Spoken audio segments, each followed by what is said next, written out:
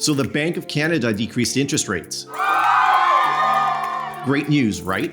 Not so fast. It might not be all it's cracked up to be. Stick around and I'll give you my thoughts on the cut. And I'll also give my predictions on whether or not rates will go up or down at the next announcement, and what you need to do today to prepare. And I'll get to all that right here, right now.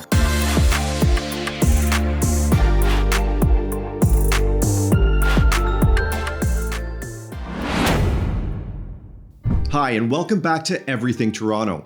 And for those of you new to this channel, I'm Fred Renna, a local real estate broker right here in Toronto, Ontario. And I specialize in helping clients from around the globe relocate to, from, and within the Greater Toronto Area. It's no surprise that the Bank of Canada cut interest rates on the 24th. It was expected, but it was only 0.25%. Not much of a decrease, obviously, and Canadians were hoping for more. And everyone's asking, why not more? Well, it's because the Bank of Canada has taken a conservative approach.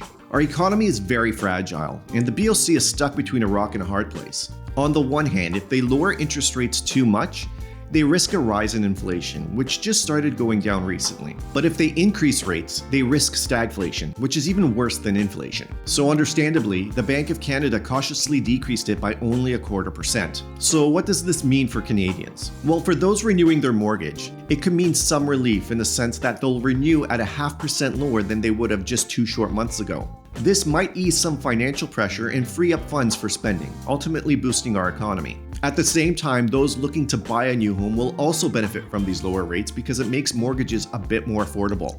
Speaking of home buyers, here's a tip for those looking for a mortgage.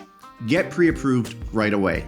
And here's why. When you get pre-approved, you're essentially locking in the current rate on the term you've chosen. Banks typically hold the lower rate on your pre-approval for about 120 days. So if rates go up in September, then you'll keep the lower rate you were approved for. However, if rates go down, then the bank will adjust your pre-approved interest rate to reflect the lower rate. Basically, getting pre-approved is simply a way to secure the lowest possible rate you can get over the next few months. Now notice what I said, you'll need to get pre-approved, not pre-qualified.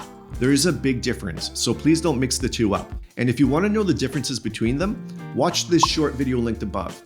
It's only about a minute long and you'll get all the info you need. So overall, we can see that the rate cut was kind of a good thing for Canadians. But what does it mean for our real estate market? Unfortunately, not much.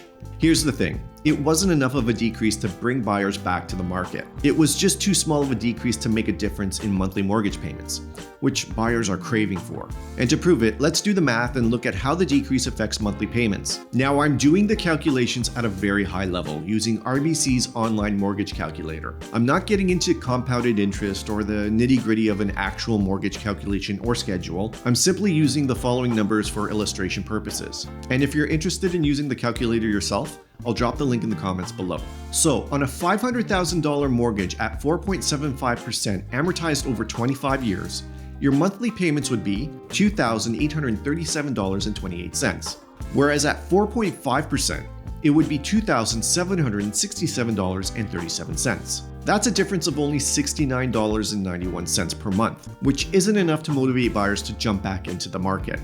Now, if we look at a $750,000 mortgage amortized over 25 years, your monthly mortgage payments would be $4,255.92 at 4.75%. And at 4.5%, it would be $4,151.05. That's a difference of only $104.87 per month, which again isn't really enough for buyers. As you can see, it's not all that attractive if you're looking to buy, and definitely not enough to convincingly sway a buyer back into the market. So most likely, buyers will continue to sit on the sidelines until the next interest rate announcement on September 4th. Until then, the market will remain relatively balanced, with inventory slightly rising and sales continuing to simmer, and prices in Canada remaining stable. As for the average price in Toronto, well, I expect them, and this may surprise many of you, to continue increasing, but not by much.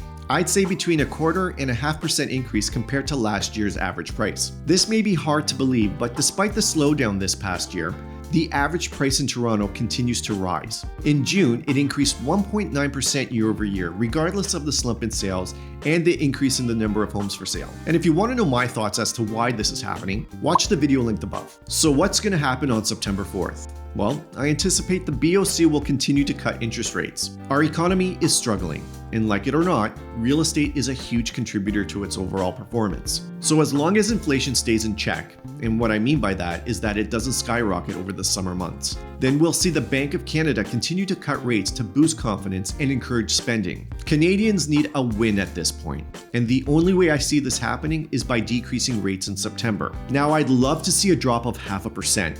That would definitely get the economy moving again. But considering the conservative approach the BOC has taken so far, we're likely to see another 0.25% drop in September. Still, this will be the third straight cut, and this downward trend will be enough to kickstart the fall market as buyers will see this as a positive sign. I anticipate the real estate market to rebound as we saw back in June of 2020 when it was driven by pent-up demand and low interest rates. Now, I don't see a huge surge in activity like we did back then. No.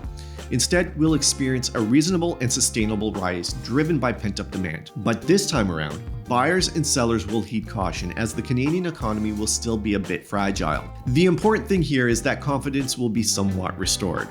Well, rather, it'll be on the rise. And we'll see more activity in the fall months than we did last spring. What are your thoughts? Do you think the BOC will continue to cut rates in September? Do you agree the market will rebound in the fall? Or do you think this is all pie in the sky and it's too little too late? Share your thoughts in the comments below. And before I leave you, just a quick reminder that if you're thinking of moving, reach out to us anytime.